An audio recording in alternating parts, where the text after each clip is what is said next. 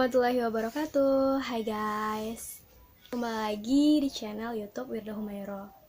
Kali ini konten saya masih seputar apresiasi puisi, yaitu kita akan membahas tentang tipografi dan onomatop dalam sebuah karya sastra, yaitu puisi.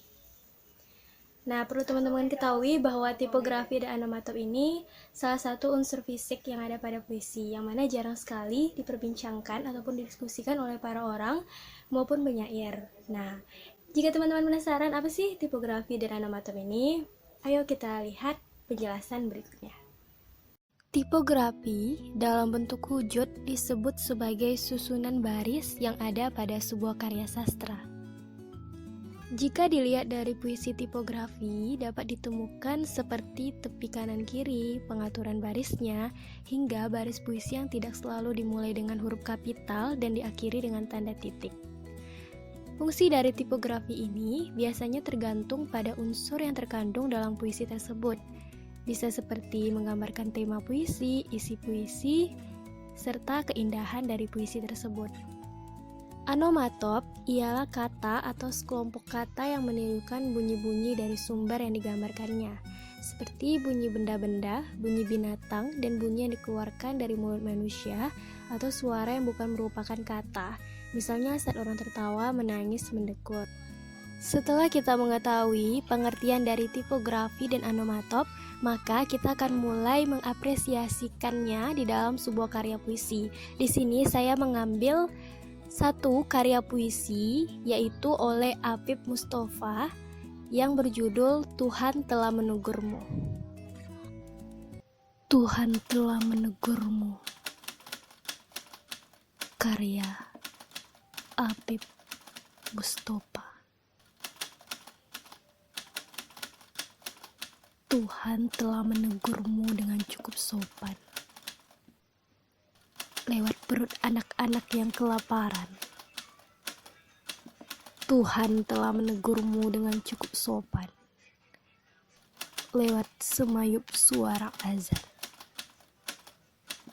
Tuhan telah menegurmu dengan cukup menahan kesabaran, lewat gempa bumi yang berguncang, deru angin yang meraung kencang, hujan dan banjir yang melintang pukang. Adakah kau dengar? Baik, pertama kita akan bahas tipografi pada puisi Tuhan Telah Menegurmu karya Apip Mustofa. Bisa kita lihat bahwa puisi ini terdiri dari 4 bait, yang mana setiap baitnya itu ada yang memiliki 2 larik dan ada yang 4 larik. Ada juga yang hanya 1 larik.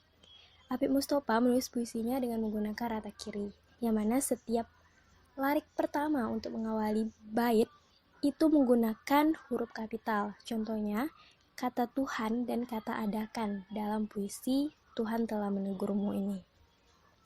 Kemudian untuk setiap bait pada larik kedua, ketiga, keempat, dia menggunakan suatu susunan kalimat yang menjorok ke dalam, yang bermakna untuk memberitahu seorang pembaca ataupun penikmatnya bahwa larik kedua itu adalah sambungan dari larik pertama. Contohnya, Tuhan telah menegurmu dengan cukup sopan. Nah, dilanjutkan dengan larik kedua lewat perut anak-anak yang kelaparan. Itu merupakan sambungan dari larik pertama tersebut.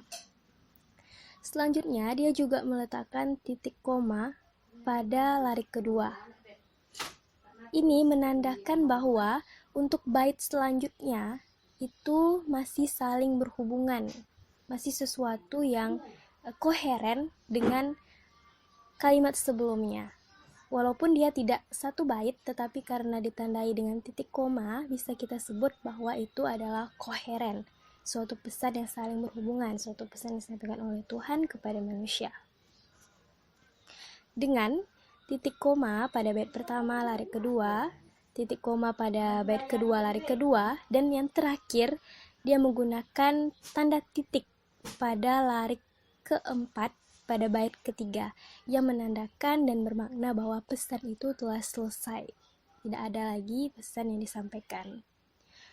Selanjutnya pada bait terakhir hanya terdiri dari 1 larik yang dia tulis dengan mengawalinya huruf kapital, adakah kau dengar, dan pada kalimat tanya, yang artinya bermakna bahwa suatu pesan yang di atas itu, adakah kau dengar? Suatu kalimat pertanyaan yang diberikan oleh seorang penulis kepada pembaca dari puisi ini.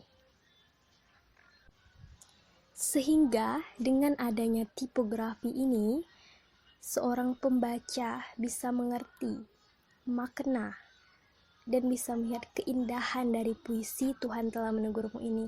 Dengan ditulis seperti ini, maka puisi ini terlihat indah dan tidak membosankan ketika dibaca ataupun dilihat. Kemudian dengan seperti ini, seorang pembaca akan lebih mudah memahami, memaknai apakah pesan ini, kapan pesan ini akan selesai, apakah bait pertama dan bait kedua saling berhubungan. Sehingga di sini para pembaca mungkin bisa membuat suatu jeda di saat pembacaan ataupun melantunkan puisi ini. Selanjutnya adalah anomatop. Nah, anomatop adalah suatu bunyi yang dilambangkan dengan kata yang bisa mewujudkan ekspresi bagi penikmat dan pembacanya. Pada puisi Tuhan Telah Menegurmu karya Apip Mustopa, bisa kita lihat pada bait ketiga, pada larik ketiga, yaitu deru angin yang meraung kencang. Nah, di sini kata deru angin itu bisa diartikan sebagai anomatop. Karena deru itu suatu kata-kata yang menggambarkan ekspresi bunyi angin adalah seperti deru, dan meraung kencang. Nah, meraung seperti suatu suara yang beraung itu harimau ya biasanya. Nah, di sini dibuat bahwa angin itu meraung kencang, seolah-olah dia itu seperti binatang buas yang mana memang memberitahukan kepada manusia itu adalah sebuah pesan dari Tuhan. Oke teman-teman, itulah analisis tentang tipografi dan anomatop pada sebuah karya sastra, yaitu karya puisi dari Apip Mustopa yang berjudul Tuhan Telah Menegurmu. Semoga analisis yang saya lakukan ini dapat membantu teman-teman untuk memahami apa sih itu tipografi dan apa sih itu anomatop, sehingga teman-teman bisa menemukannya dalam puisi lain. Sekian, Assalamualaikum warahmatullahi wabarakatuh.